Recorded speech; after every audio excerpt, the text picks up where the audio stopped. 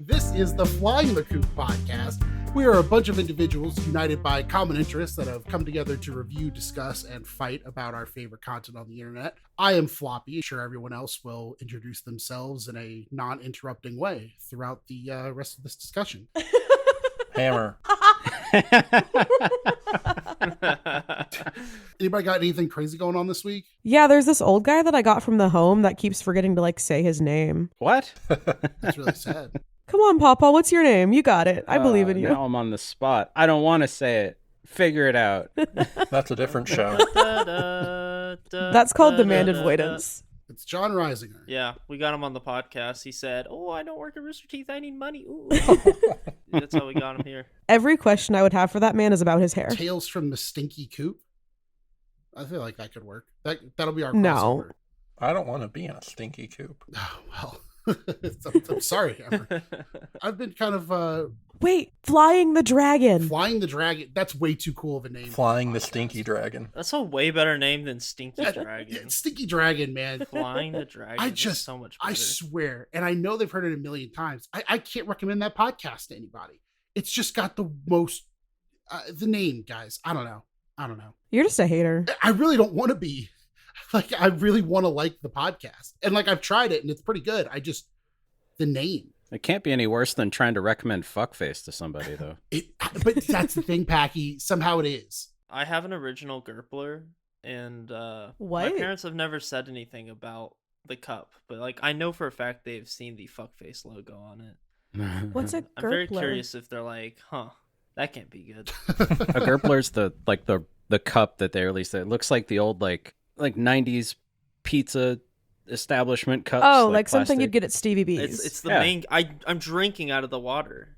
I'm drinking out of the water. You're right drinking now. out of the water? Oh my god. No, I'm drinking out of the cup. Sorry. Better than drinking into the water. What? Cheers, Brendan, because I'm drinking out of my cosmic Gerpler. Oh, we're like brothers, but closer. Let's kiss. You guys are talking about all this merch. I feel like we have like merch on the brain for some reason. Hey, hold on. Hold on. I got an energy boost. This man Floppy be cheating. How'd I cheat? He going on the RT site going, "Hey, what's your favorite novelty item from Rooster Teeth?" I'm like, it saw just that. clicked to me. And Floppy, it literally just hit me before we recorded. I'm like, oh, he did that because we're about to record the draft. And I got mad. Here's the thing, Brendan. If you don't have enough faith in me that I have some deep cuts that nobody on that thread mentioned, you should. I don't have many deep cuts, unfortunately. Most of mine is just stuff I like. I feel like mine was a deep cut, like a deep enough cut. A deep enough cut. Brendan, supplementals are. Can you explain what we're doing after this recording in case people are only listening on like Spotify? Basically, we're going to be doing a like a regulation type of draft, but we're going to be drafting Rooster Teeth merch. It can be literally anything that Rooster Teeth made / branded, I'm assuming. I don't know. We'll see how it goes. But yeah, we're all going to choose like 4 or 5 items, and it'll be a great old time. I was telling my God, what do I call them? I was telling my person about this, and they're like, "Oh, baby, do you ever watch Regulation?" And I was like, "No, absolutely not. I don't consume any content ever in my entire life. I touch real grass." And I was educated that apparently we are stealing content from Regulation by doing this. Well, Yeah, that's where the idea came from. And they do encourage people to do it, so. oh, they definitely do. And again, if they would never accuse us of stealing, but boy, glass houses. Red versus Blue, season 2, part 2 of 3. They corrupted my baby boy, and I'm really mad about it. We left off last time at episode 27, 9/10 of the law. Packy, do you remember what we were talking about? Do you remember how we left off? Nope. All right. Well, I'm so helpful. Brendan, where did we leave off? Give us like a 30-second okay. recap. So we left off, they were under a sloppy, poorly coordinated attack because Lopez was trying to run away and they were chasing Lopez because Church left his body, so hopefully Lopez could fix Sheila. Got it. So episode 28, we start with Church coughing for some reason, because, which is weird. He doesn't have lungs. The Puma comes flying in over the hills, traveling over Ghost Church. Simmons is like, hey, what was that? Did you notice something weird? And Sarge starts recounting some story about when he was a small child and he saw a man who claimed to be his uncle doing something with a garden hose, and It's really weird how I keep getting these childhood trauma episodes. I'm just saying. Yeah. You guys trying to tell me something? He wasn't my uncle. He wasn't. Can somebody explain to me the implication of the garden hose? Because I don't know. I fear I did not understand. I think it was one of those things where they're just like, let's put in this thing and offer no context on it so that it gets people talking about it. That'd be my Okay, guess. I wasn't sure if the joke was like, haha, this guy was like sexually abused or something. Like the whole joke flew over my head and I felt really dumb about it. The garden hose was abused. I think that's the most the implication goes with, but yeah. Got it. Poor garden hose. Definitely. I know. Rest in peace. So is Packy our Sarge? Oh boy. No, I like Packy more than I like Sarge. I love Sarge. That's true. Isn't Sarge the oldest one? They don't ever Yeah, confirm that. we don't know, but you would assume so, Yeah. just based on how he talks. Oh boy. Well, goodbye Blue Army. Hello Red Army. No, you're abandoning me.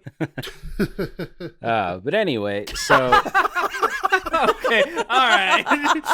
Okay. What all the right. fuck? I'll go fuck myself. Sorry. Anyway, we cut back over to Tucker and Caboose, who finally caught up to Lopez, and they're talking about how church is going to be so impressed with them because the grenade through the teleporter trick worked, even though I believe, Brendan, you pointed out last week when we recorded that that doesn't actually work in the game. Mm-mm. But Caboose starts focusing on how it's going to make Sheila fall in love with him, and not just for his good looks this time. Lopez just starts going off on them in Spanish about their cruel tyranny will be short-lived, and Caboose tells him that his soul is a cavern of lies, and Tucker's just like, what the fuck ever, dude. He tells Lopez to fix the tank.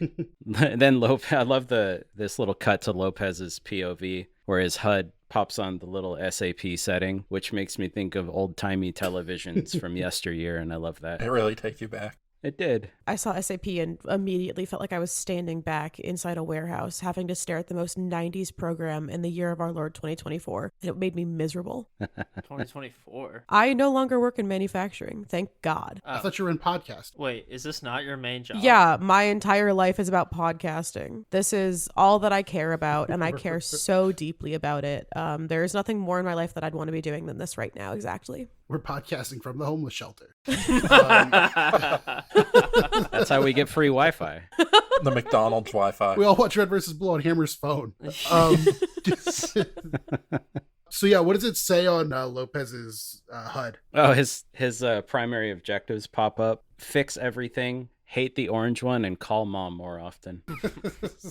And as far as I know, he only follows at least 2 of those, much to the dismay of Mama Lopez. Mama Lopez. What would be the robot's mother? Do we meet Mother Lopez? I think it's No. Sarge.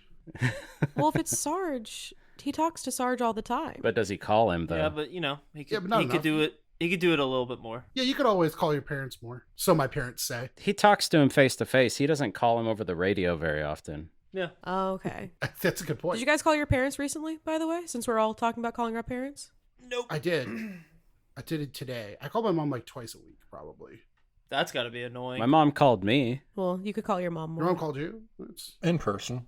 So I guess that's not a call, but Okay. How do we round out this episode, Pack? We round up this episode by Lopez continuing to, I put in my notes, wax a Spanish poetic, because he's just going off on some tirade about how they're going to regret being who they are or something like that. Tucker said he thought Church talked too much, and then maybe if they kick him in the switch, he'll shut up. Caboose, just completely ignoring that, realizes that the Reds are approaching in the Warthog, and he says one of, I think, the early classic Caboose lines of how they should be in the going of the running now. Such like a Starfire ass line right there. Like, That really is. And then he yells running time and they start running away. Lopez is like, yeah, you cowards. Like, and then Simmons tells Sarge to aim for the guy in the middle because obviously he's still colored up like Church. And then Lopez is like, uh-oh, and turns around and just activates his little connection to the Jeep that he has and makes the Puma go boom. And I wrote in my notes, make it a booma. that is so dumb. Oh my god. But like and then it. that puts Lopez in a state of regret for turning on his Red teammates, and Tucker doesn't give a shit and just tells him to go finish repairing the tank. I really loved everything about Caboose this episode, specifically, and she will love me again, and this time for who I am and not just for my stunning good looks, but for those too. Like king of self-care, king of self-love. Yeah. I used to be mad at you guys for saying that I was the caboose of the pod. I'm so happy about it now. Yeah. It was a compliment all along. Huge compliment. It's a great honor. I will just kind of jump in too, Peggy. The betrayal that Lopez has perceived here is massive. It's kind of a long-lasting Because effect, honestly. He believes that the Reds have turned on him. Oh, that's a good point. I thought his betrayal was him being like, oh, I can't believe like I had to blow them up. I didn't even think about that. He says, my spirit is broken. My people have betrayed me, and now all is lost. To do with me what you will. And he ends it with just saying, the heart of a warrior cries out in sorrow. Why does this one mock me with his foolish dancing? Talking about Caboose. Does he actually? I have no recollection of him saying He says, that. are those moves supposed to make him look like a robot? They do not. I'm offended by this. And then Caboose just says dancing time. There was a Romeo and Juliet reference in some of Lopez's lamenting about his entire life and everything that happens to him constantly. Oh, yeah. It was about may a pox be on your soul and on your house, I think. And that is Romeo and Juliet. Oh, cool. Lopez is he's a deeper character than we've had. The so man far. is learned. We're slowly learning. They didn't train his AI on Reddit. They trained his AI on classic literature. He's betrayed. The Warthog has been exploded with some of the red team in it. Again, that's true. Ray, so you should have episode 29, but actually I think you have something else. Yeah, why the fuck is there a 0.5 episode? I don't know why this was in there. That's a great Like, question. were they shit post? Anyways, the men confuse me. So episode 28.5, I'm still recovering from that one because we start and Sarge and Simmons are dead and Griff and Donut are crying. And I would like to take 5 seconds to acknowledge that I knew every single character's name in that scene. Yeah. Nice. But also Sarge is alive and yelling at everyone as per normal. And then he calls Donut Pinky Pants. And like that might be my new favorite nickname of all time. I might ask my friends to call me Pinky Pants. And they're all like, oh my God, Sarge, you're alive. How'd you get out of the grave? What the fuck? Because Griff apparently has anxiety like a motherfucker and decided to pour concrete over the burial, so if there was a zombie apocalypse, they couldn't come back and be the ones to kill them. Practical. And Sarge is like, but you left my spoon.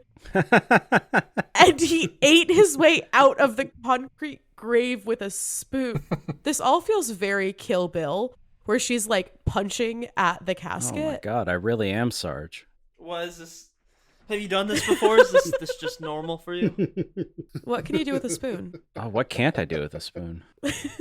I'm a little scared of you now. I used to not be scared of you, but you're elevating.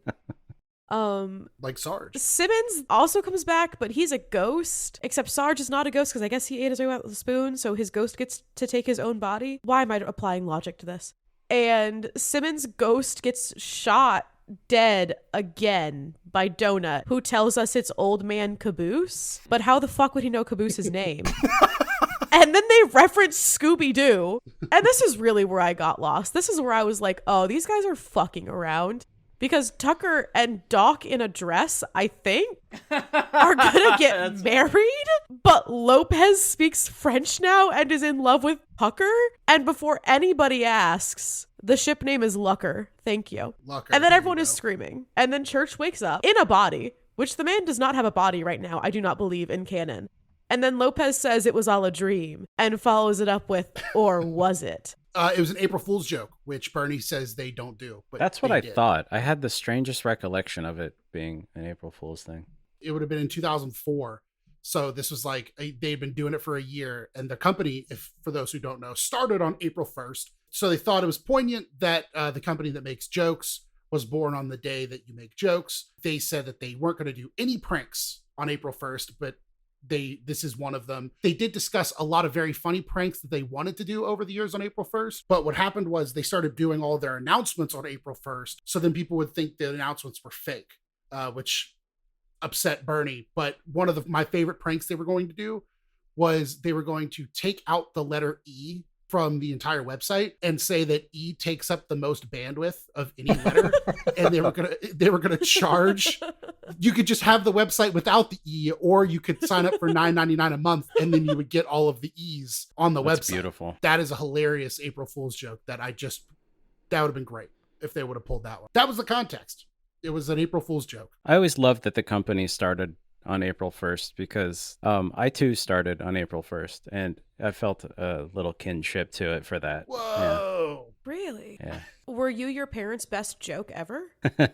I tell them I was. I just like how I do like how Packy described himself being born as started. That was a weird way to Turned on. describe that. I do tell my mom I'm the funniest thing to ever come out of her. Oh my god. Oh, Oh Jesus. Is she naked when you're telling her this? I don't really know how to talk about my thoughts on this entire episode after bringing up Packy's naked parents. I feel like I'm as traumatized as he should have been. Well, luckily for you, you picked one that wasn't canon. Well, you got one that wasn't canon. Yeah, I didn't That's pick nice. this. I was told to consume this media, and unfortunately, I am enjoying myself. I did have one more thing about it. Sarge and Simmons' graves. If you read them, Simmons says, he still owes me $20, and it's not like I'll just forget. What a cockbite. And Sarge's says, Nice. he was mean and may have once drowned a snake or something. Or something. Oh, Hammer, you did so good adding that in. Why don't you take us back into the world of canon and explain what happened next, but for real? We pick up with the Reds. Simmons and Griff are talking about how they think the Warthog might be bad luck because, well, everything that keeps Yeah. happening. Donut mentions that maybe they should swap it out for some bikes or maybe a tank. Back with the Blues, they want Lopez to fix the tank and then claim they're going to let him go after, even though they're not going to. And then as Tucker and Caboose discuss, you don't tell someone when you're tricking them. And then back to the Reds, they're sort of talking. Donut mentions he is surprised that they have intelligence. Then Sarge comes up with, in my opinion, a very solid theory about what's going on. Says that the Blues built a diabolical mind control ray beam that they used on Lopez to make him do their evil blue bidding. The only logical conclusion. Then Donut comes up with this weird theory about the blue guy like dying and becoming a ghost and possessing people and all that, but as the others point out, that's obviously not what happened. It's just bad writing. Back to the Blues. Sheila is alive again. Yay! Lopez and Sheila meet, which Caboose very much does not like. My poor baby. Then Church goes to take over Lopez again. We get the Higa, but turns out it wasn't Church, it was Tex. And she has come back and taken over Lopez. Tex is back. So, of course, the only thing I cared about in this episode is Caboose's happiness. Not happy about Sheila X Lopez. However, their ship name is Lola. Okay. That goes well. Lola, I like that. Yeah. I'm very sad about it because Sheila and Caboose was very like Janet and Jason from The Good Place to me. Okay. That's good. Yeah. And I love The Good Place. So, but then Donut was smart for a second and that just pissed me off. That man shouldn't be smart. I like how Sheila says he has excellent motor skills, which feels like a sexual joke for robots, like a little innuendo. And yeah, it does kind of break your heart to watch Caboose scramble to try to get Lopez out of there because he sees, and it's already too late, that love is blossoming between our two robots. So yeah, but we figure out the person that went into Lopez's body was actually Tex. Tex and Church have a little back and forth, which really messes with Sheila. I thought you were a man. Sheila hears Tex's voice and says, I'm confused. I thought your name was Lopez, and I thought you were a man. And this is also strange. I feel like my circuits are crossed, and I like it. And I love that. Everyone ignores it except Caboose, with his strange voice again, is saying he knows how to get her out of there. He starts to put the pistol up to Tex and then says out loud, wink. To which Church just says, Caboose, go explain what's going on to Sheila. So Tex reveals that she has been watching, specifically what Tucker's been doing behind his private rock. Well, it's very lonely. When you say you've been watching us, does that mean you've been watching us all the time? Exactly. It's in the lovely graffiti on his rock. Tucker's Tucker's Rock, private, keep out. And It's very lonely out here. as Tucker points out, it's very lonely. And basically, Tex is the first one to notice, other than Tucker. Caboose is acting really weird. Church asks, he's like, what? That he's finally learned the whole alphabet? But Tex points out that he's very aggressive. And Tex basically reveals to the audience that earlier in season 1, she had finished Sheila, and she heard on the radio that Church was warning the Reds, and the AI in her brain basically left and jumped out, went into Caboose when he turned on his radio to call Church. Now, that's, of course, when he says his name was O'Malley, and Ray may or may not have been spoiled about what was going on. I was spoiled by Brendan. Dang. Because I'm now appropriately mad at the correct person. Why are you attacking me? I didn't do anything. Yeah, my note for this episode says Tex explains what Floppy and Brendan spoiled. Yeah! I don't know why. Oh my God. Hey man, yeah, it takes two to tango. You know, it's me and Floppy. We both spoiled it. Blew out my mic agreeing with Hammer. That's what I'm saying. I just repeated what Brendan said. We get a little bit of a twist here, like a light twist at least, where what happens is Church kind of assumes that Tex wants to get the AI back, and then she will give the body back to Church. But Tex actually makes it clear, wrong, you're going to help me kill it. And we go back to the Reds. They are wanting to build a new robot. They kind of go back and forth about classic road trip games. I guess this scene just didn't really leave an impression on me. Yeah, all right, that's good enough. Just leave that in. Yeah, I mean, really, this scene didn't make much of an impression. They kind of just are joking back and forth about getting a new robot and how they're going to use it. They're asking if they could just ask Command to send a new robot. Sarge basically doesn't want a new robot because it could be reprogrammed by the enemy, just like Lopez was. Sarge wants to turn somebody into a robot cyborg who will not turn on them. And that's kind of a low point to what is about to be my favorite arc in the first 3 seasons of Red versus Blue. This episode has my favorite Church line so far in the entire series, which is, Tucker, there's a very fine line between not listening and not caring. I like to think I walk that line every day of my life. That is a great Church Classic Church line. That's such a good one. Also, just like Hammer, my note for this episode is in all caps. Hey, Brendan, here's where we fucking learn you spoiled it, asshole. Maybe. Who's to say? I was actually bummed they didn't get this next episode. So if there's anyone on this podcast who I know who can do it justice, though, it's going to be Hammer. Brendan. Oh. So Brendan, go ahead and spoil episode 31 of Red versus Blue for us.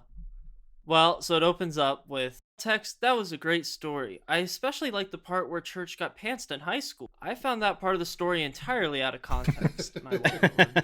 And basically they're sitting there, they're chatting, they're shooting the shit, as basically most of Blood Gulch is. And they're basically just talking about what are they going to do? What are they going to do? Because Caboose is infected. It's terrible. It's terrible. Caboose can't be infected. We got to get that thing out of his head. So basically they come up with a plan to possess Caboose. And then if they can get the stupid AI out, Tex in theory will let Church have his body back. And that's kind of what the Blues are doing. We got a really out of place corporate dialogue. Where? Too. About shifting the paradigm. Oh yeah, I made a note. Oh, I'm so silly. I didn't even look at my notes. Yeah, basically the other part of the plan is Tucker's going to have to get all of the Blood Gulch people to turn off their radios, and that includes the Reds. So he puts that onto Tucker, and Tucker's like, I don't know how to do that. And he's like, well, think outside the box. And then Tucker goes, I like the box. I feel safe. And that's how I feel. The box is there for a reason. So that's basically the plan. Tucker's going to have to get everyone to turn their radios off. Church and Tex are going to have to go kill the bad guy, O'Malley, by possessing Caboose and going inside his little noggin. So then inside of Caboose's brain, which is the map Hang 'em High, which is a great Halo 1 map. Great map. Yeah. They're basically, they one. meet Tucker, and Church is like, what are you doing in here? And Tucker's like, I like food. I want to eat all the food. And he's like, what in God's name? And then Tex is like, oh, that's just basically the mental image that Caboose has of everyone. We cut to the Reds, who are having a discussion. Donut's like, I lost, I think, one of the parts to make Simmons 2.0. And so him and Griff have to go out there and find the Jeep. And we get a great line where Sarge goes, corny dogs. I say that a lot. So then they have to go. Griff mentions, like, you really think it's safe for us to be outside of the base? We don't know if the Blues have already got their tank back online. And Donut says, I hope you're right. man, I hope I don't see that tank headed towards me because I'm going to totally freak out. And then it goes and zooms in on Tucker, and he's standing on the tank in a really cool shot, by the way, where he's like, man, I really hope they don't totally freak out when they see us coming. And it goes, bow, bow, bow, bow, bow, bow, and then that's the end of the episode. We get to see Caboose's mental image of himself, where Church just assumes that everyone's going to be as stupid as Caboose. But we get to hear Caboose say, I would not be so sure about that, Mr. Church. It seems that Caboose may be intelligent in his own mind, which in an odd way makes sense. Another little thing, if you look in the background in one of the shots, you can see the AI running around in the back. Yeah. Ah, yes, that's true. O'Malley. I don't think I noticed that before. That's cool. Well, hopefully Ray noticed it, because Ray, what happens? Where do we go from there? Do we go back into Caboose's brain? So we're in Caboose's head, and we see Church, and then how Church sees, or how Caboose sees Church, and then also Caboose, but in his head, and he sounds a little bit more intelligent than he actually is. And then Tex is also there, and then how Caboose sees Tucker, and they're all talking, and it feels like reading a fan fiction that you know was written by a 13-year-old that like doesn't understand how to write 30-year-old men, but you appreciate that they're dedicated anyways. Church is bitching because all Church does is bitch half the time, and Tex is like, dude, play along, like we need their help. And for some god awful reason, Caboose has decided to have impressions of the Reds in his head, and they're like, cool, let's go find the fucking Reds. This'll be something. Then we go to the actual real life Red team, where Donut's like, hey, left my smooth jazz in the warthog, and they can't find it. So Griff eventually is like, dude, retrace your steps, it'll be fine.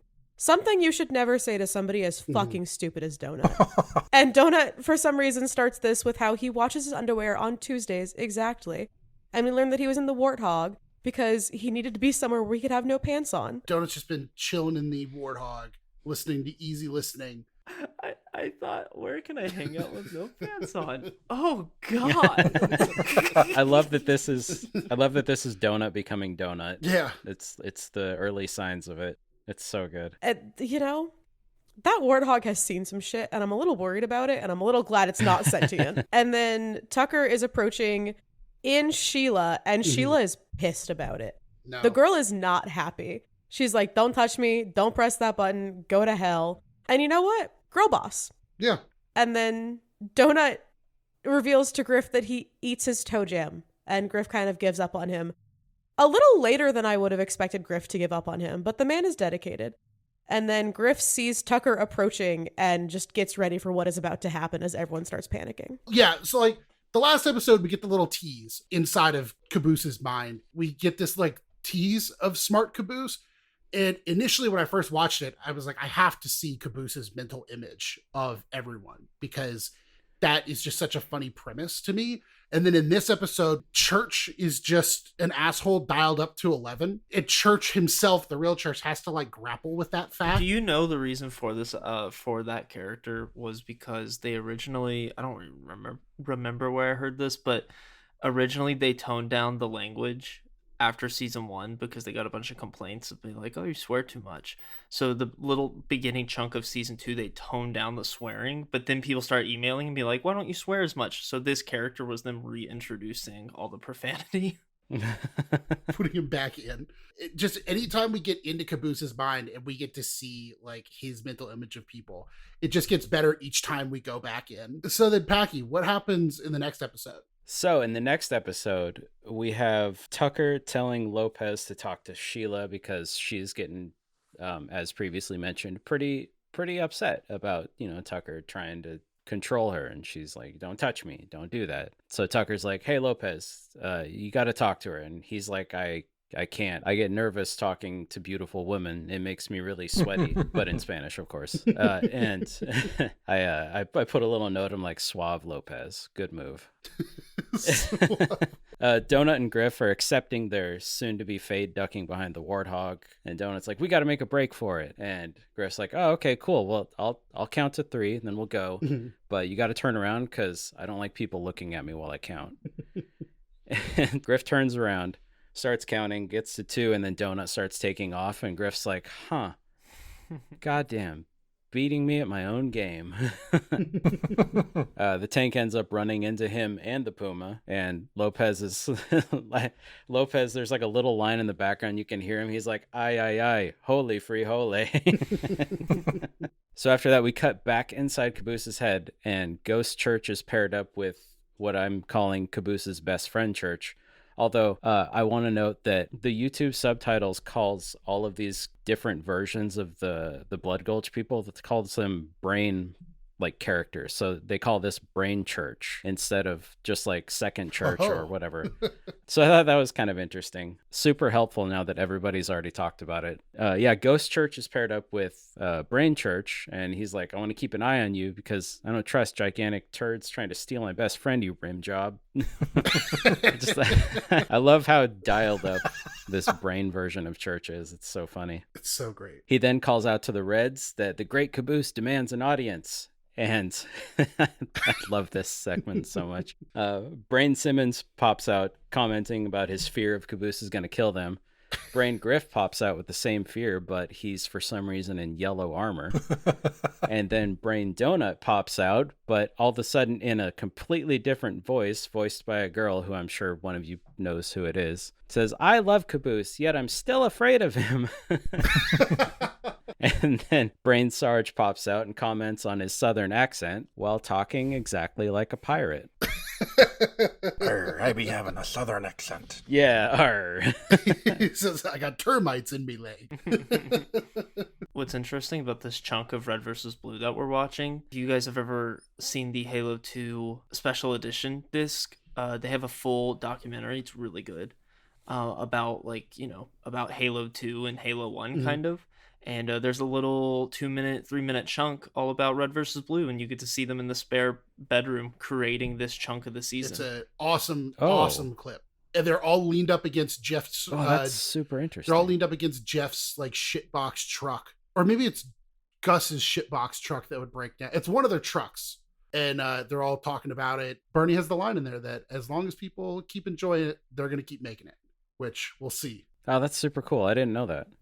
Mm-hmm. Yeah, we lose somebody though, Packy. Yes. So Caboose calls out to the Reds and he's about to ask them for help, but real Ghost Church, butts in and is like, hey, wait a minute. There's so many things wrong here. He tells Brain Church, he's like, you don't have a best friend.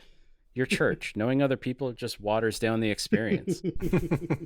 He then comments on how Griff shouldn't be orange. There's no girl on their team, and Sarge's accent isn't Southern. They tell him, like, because of how angry he is about how wrong Caboose is about everybody in Blood Gulch, they're all like, basically, hey, Mr. Sidekick, please don't kill me. And then best friend Church gets mad because that's his job. And then all of a sudden, as you said, we lose somebody, and a bullet flies through the air and hits Brain Church. No. Through the brain. And he's like, he calls out to him. He calls him Leonard too, which is interesting because Tex referred to Church as Leonard earlier. And I think that's the first time we hear his first name, if I'm not mistaken. Do you guys think Tex said the full name Leonard during sex, or did she say like Leo?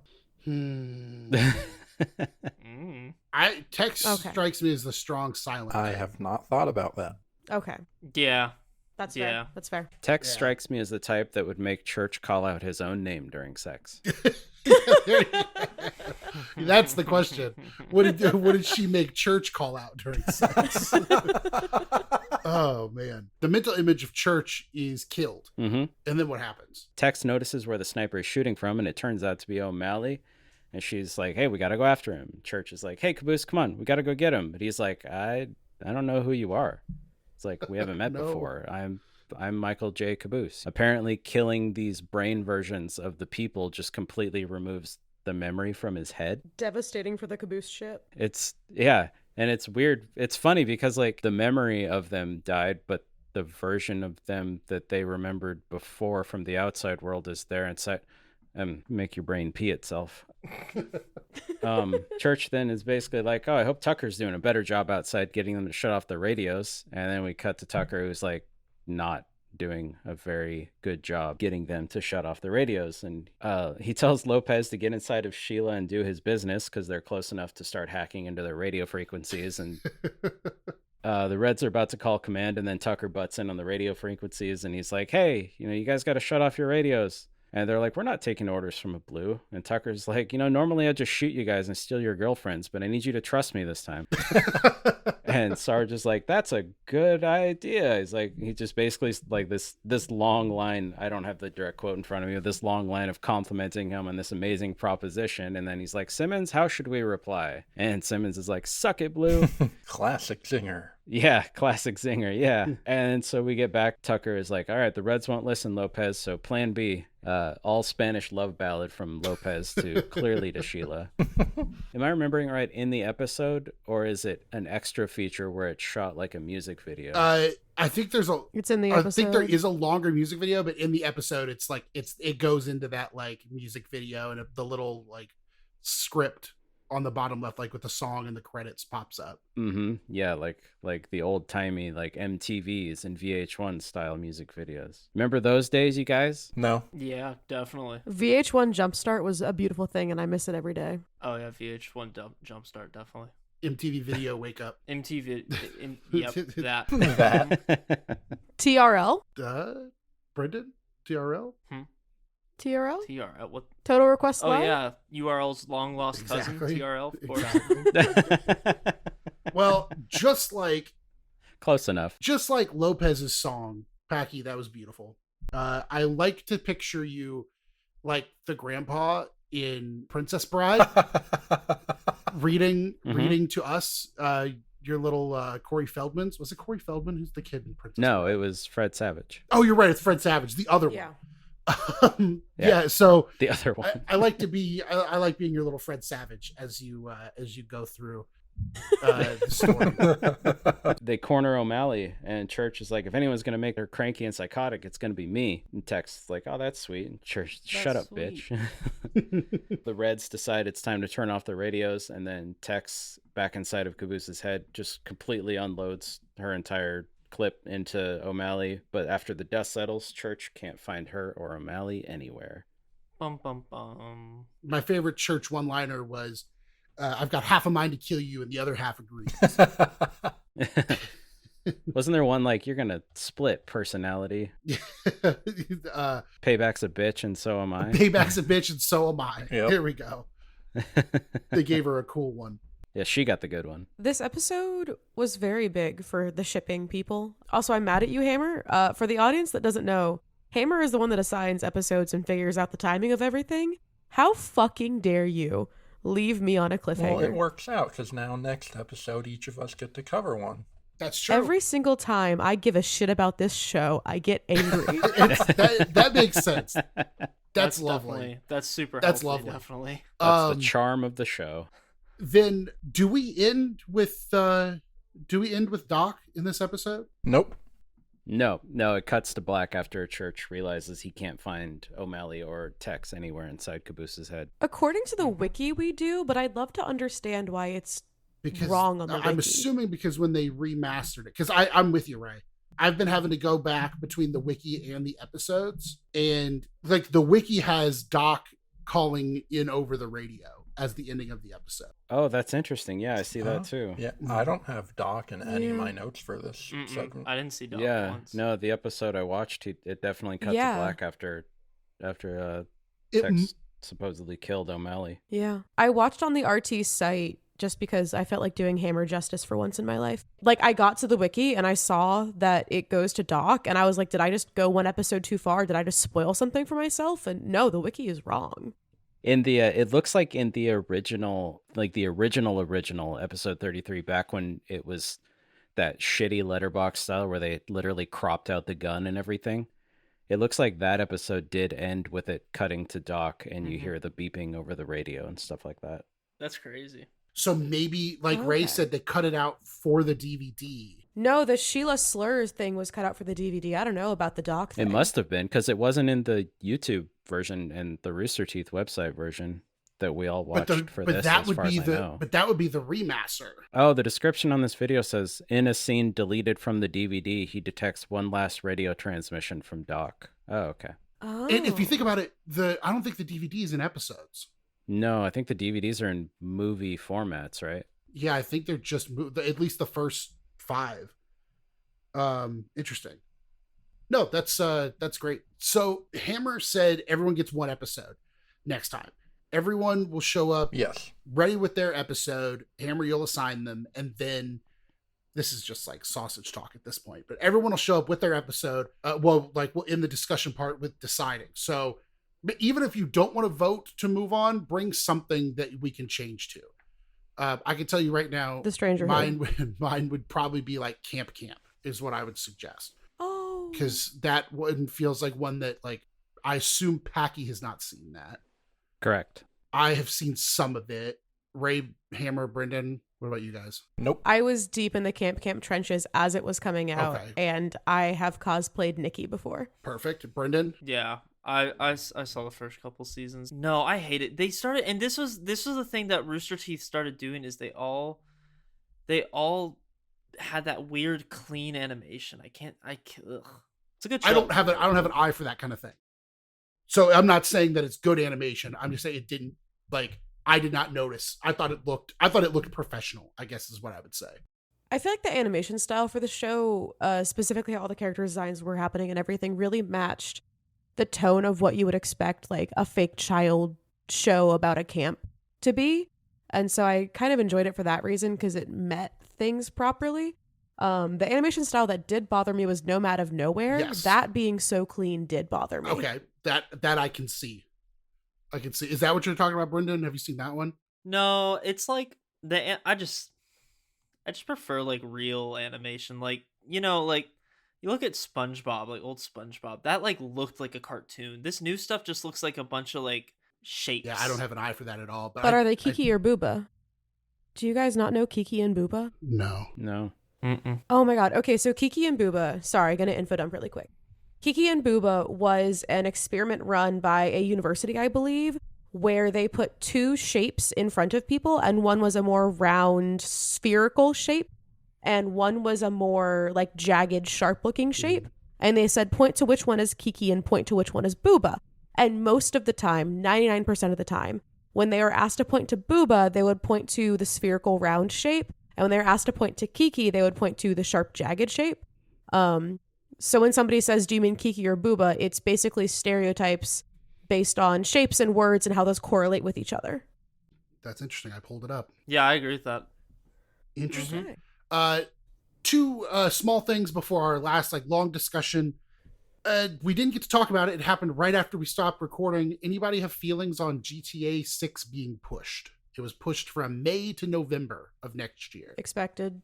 If it's good, I don't mind. I figured Good. it was going to be. I'm happy it's gonna be a Christmas game. Yeah, if it's worth it, then yeah. I feel like GTA 6 is kind of becoming Half-Life 3 in a way. Except this has a release date. Yeah. Well, I mean, it's true.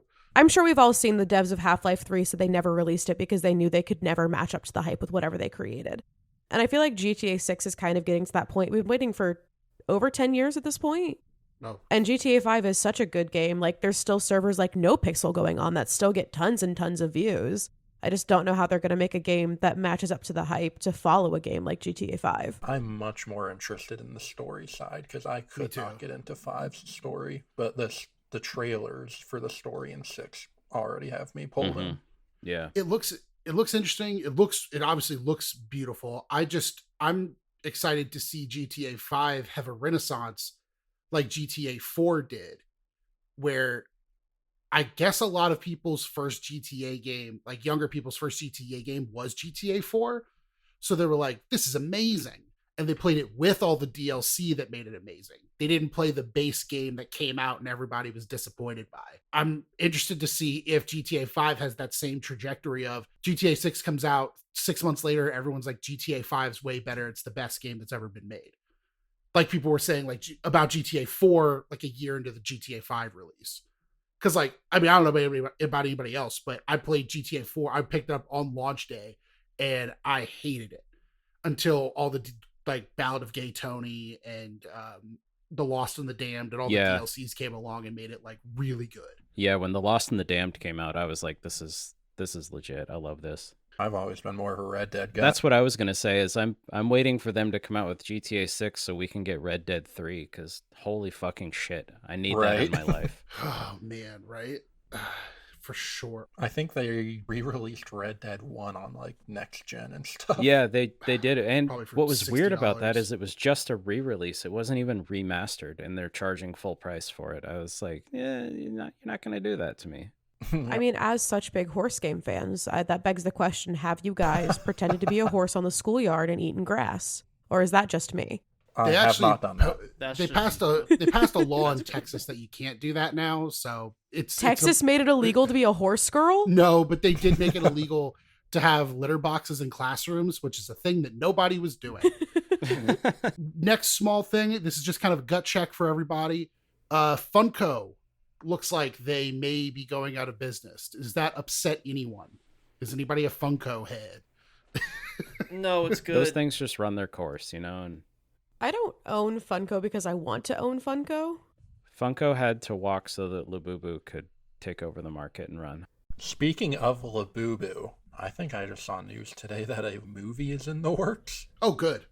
That's what we Oh my need. God. I can't believe they beat Funko to that. I don't think there's Funko games, but I don't think Funko's made a movie, man. Funko movies, man. I feel like a Funko movie would look like the Emoji Movie. Oh God, you're right.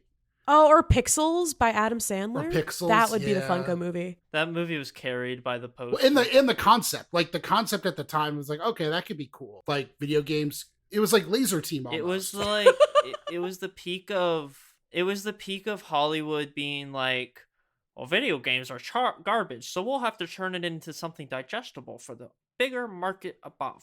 And all those people deserve to die. Anybody that's like that, you should die. I checked out in You're the a movie terrible when person. Peter Dinklage used a cheat code in Pac-Man. I'm like, that's not a thing. I was like, that's not. Oh my god. Whoever made that movie, I legitimately no. Let me be so perfectly clear. I genuinely, from the bottom of my heart, hope whoever was in charge of that trips Oh down my some stairs God. and breaks their neck. You don't deserve God. to breathe the same air if you are that stupid. How dumb do you have to be? These stupid, dumb pricks in Hollywood are like, oh, well, we know what's best. And it's the reason we didn't have Is any Brendan good or video Michael? game adaptations for so long. The I story did was that right by now. Tim Herlihy. Tim Hurley, I'm coming to find you. Wow, would you like to hear some movies that Tim Herlihy wrote? Yeah, go ahead. He wrote The Wedding Singer, Billy Madison, Happy Gilmore. Oh, I take it back. I love Happy Gilmore. You're a good dude. Never mind. Well- We're all good. But he also did Happy Gilmore too. I haven't seen it. I've heard it was So- good. I wasn't that Apparently, mad at it. I liked it. I haven't. I just saw the outrage Had from it. MJF and The thing about Adam Sandler is that once you're in his inner circle, you're just in for the rest of your entire career, and I respect the hell out of him for it. Like, there's a rumor around Hollywood that at one point, one of his female friends was trying to leave an abusive relationship, and she didn't have enough money to afford everything that she needed. So he put her in one of his movies and overpaid her so he could help her fund her divorce. Hell yeah. Was it Katie Holmes? I don't remember who it was. Feels like that was Katie Holmes because it was super. Because like they put her in one of those Grown Ups movies with him, and she was like the lead person, and then she got divorced from Tom Cruise like right after that. I think. Oh, maybe. dude, Grown Ups is so funny. I'll detest. Like I think that movie's so silly. It is so Dude. funny. You guys, you're gonna catch some heat hating on Pixels and then glazing Grown Ups. I haven't seen either. Same. I love the water slide scene and all that. It's so funny. Brendan, Oh, yeah. I'm so sorry that I have to admit I saw Pixels in theaters twice. Why? I've never seen it. What? I've never seen it. Oh, the level of hate. I love it. The Rooster Teeth update that Bernie gave this weekend. There were a lot of opinions, a lot of thoughts, some good, some bad, about where Rooster Teeth is going to be headed and some things that they are doing for the rest of the year. So generally, if we want to kind of talk about them, they did release new merch, and it was a few shirts. I would love to know your thoughts. I'm a big fan of Mr. Bernie Burns and Rooster Teeth, so I'm gonna be nicer about this. But come on, what the hell? The people like great like I get it, but also like come on, you could have brought back one more red versus blue shirt. We got like 3 in the store, none of them are good. I'm just being honest here. Why don't boo me? I am correct on this. Like the merchandise, it's like I get those were the most popular ones. I understand that, but like they're not good. You had millions of other good Red versus Blue shirts. I'm just talking for just give me a Red Army shirt. I imagine the Red versus Blue stuff is kind of tricky because I imagine they'd have to talk to Microsoft about it. Because he mentioned in the update this week that he would have that he's been having talks with Microsoft specifically about a media release, which to me sounds like, and I have no other knowledge than just what was said on the podcast, that he is going to release a box set for Red versus Blue, a 20-year box set. He's mentioned it several times. By him saying a media release of Red versus Blue, I can't imagine any other context, unless someone played devil's advocate on my TikTok and they made a good point, unless they were specifically talking about the media release of Restoration, like releasing it to the website. No, I think it's because he prefaced later about like he's like there are no plans about the box set, but he kind of implied, you know, there is at the very least discussions on what if, almost is what it sounded like. Because people get hyped on the Rooster Teeth stuff so quick, or they get down on the Rooster Teeth stuff so like quick. Me with the shirt. But no, because like your thing is still from like a point of excitement where like you want something specific. I think we're going to see more Red versus Blue merch around that launch of whatever that's going to be. I hope you're right. I would love to see, you know, like I'm sure people want the Griff Ball to come back for that kind of thing. It's just the fact it's the People Like Grape shirt. It was like their highest selling shirt. I hate that shirt.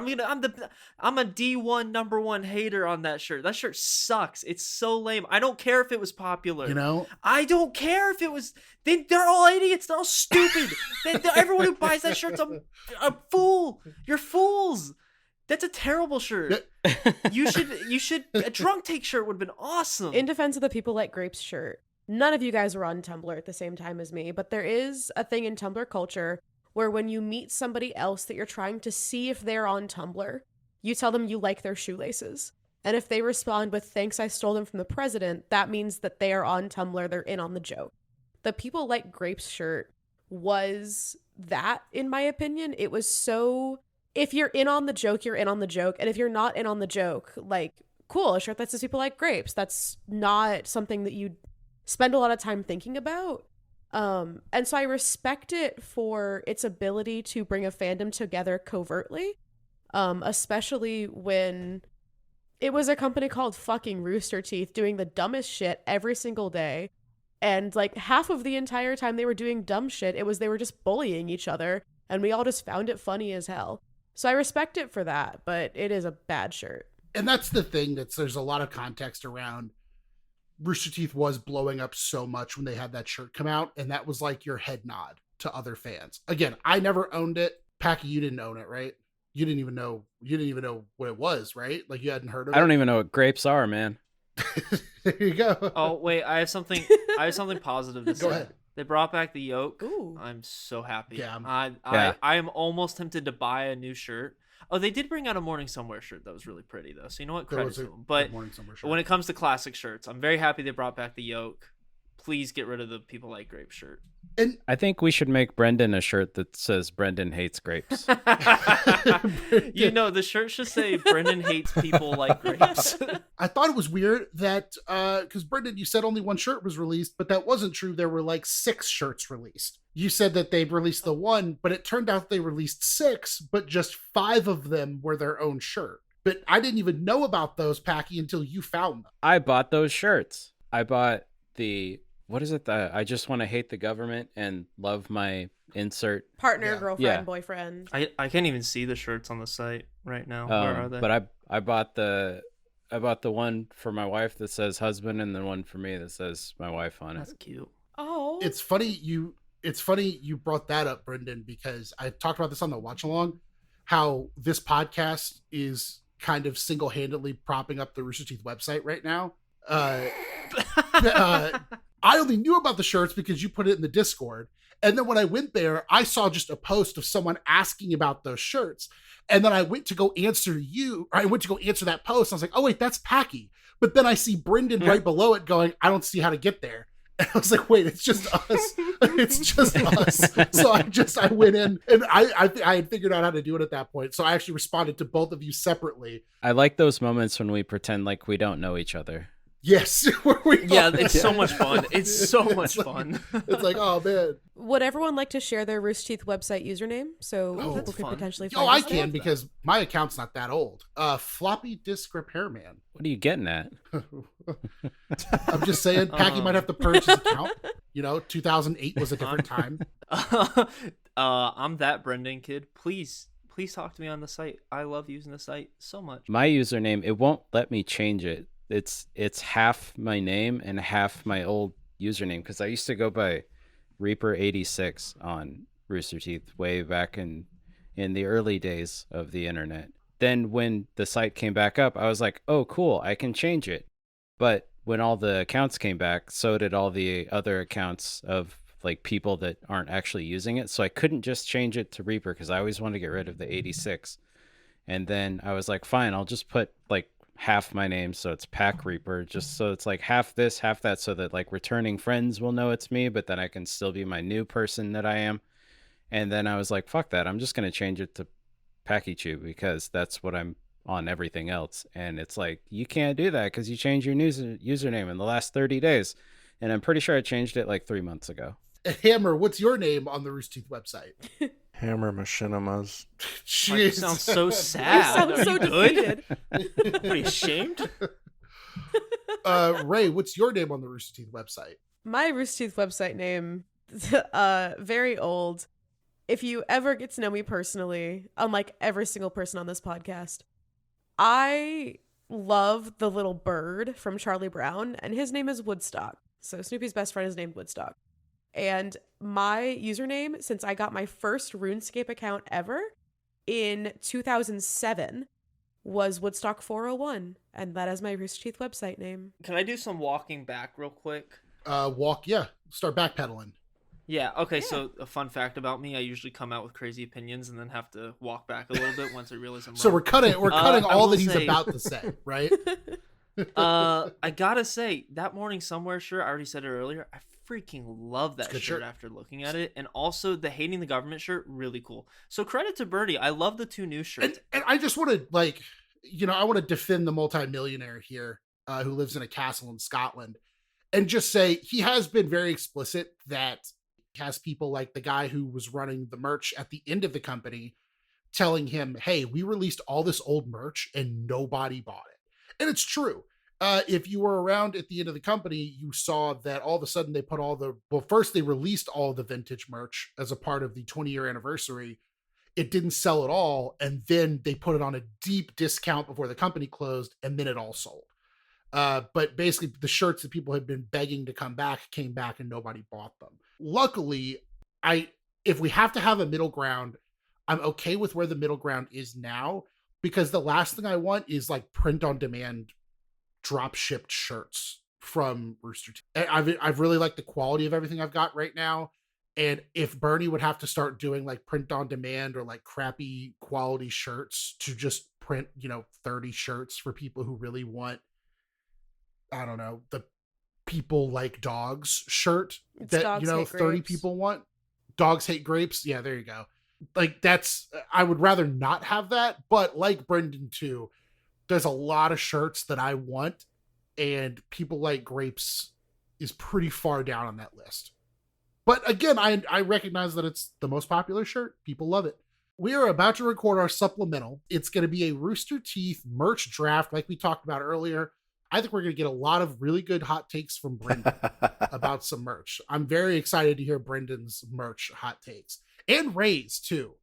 I have hot takes. Ray could have some really interesting merch picks. Oh. That I'm excited to see. A fun thing. Someone set up an email. That's right. For people listeners to write in, and they could give their thoughts on our hot takes or on red versus blue, and we might pick a few and talk about them during recordings. Oh, hell yeah. Yeah, and what's that email, Hammer? Yes, it is flyingthecoopmail@gmail.com. You couldn't even pay for Google Workspace so that we could have a really fun little like detail at the bottom. We're at Gmail. So that was part of the problem. Hammer reached out to me and was like, let's do that. And I was like, here's the problem. To add a second email is $50. So I want to see that people actually send stuff in before I would switch it. I don't want to pay $50 for just we need to save that suggestion. $50 when we start making money with the podcast for Brendan's anger management therapy. Oh, that's true. I am not angry. I like the passion. Brendan, we're going to get you a rage room and we're going to fill it with grapes.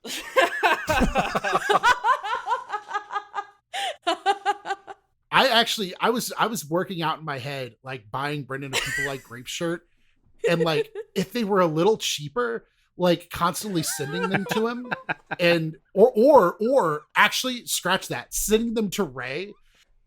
They follow you home and put it in your mailbox. Dude, I would have chipped in on that. Because they're $30 a piece. If they were a little cheaper. If I would have been just showing up to places, I just like stand outside his job waiting for him to leave with a People Like the idea shirt. that I open up one of the drawers at my place and like I just I would freak. I'd be like, what? I would genuinely start like, People Like what Grape the shirt. hell's happening? That's great. So this has been episode 4 of Flying the Coop podcast. The support has been awesome. I love all the comments that people are leaving. They're super nice. Join us next week. Watch the supplemental. Join the Discord. And we can't wait to talk to you again. Bye. Bye. Bye. Adios. Bye. Grapes.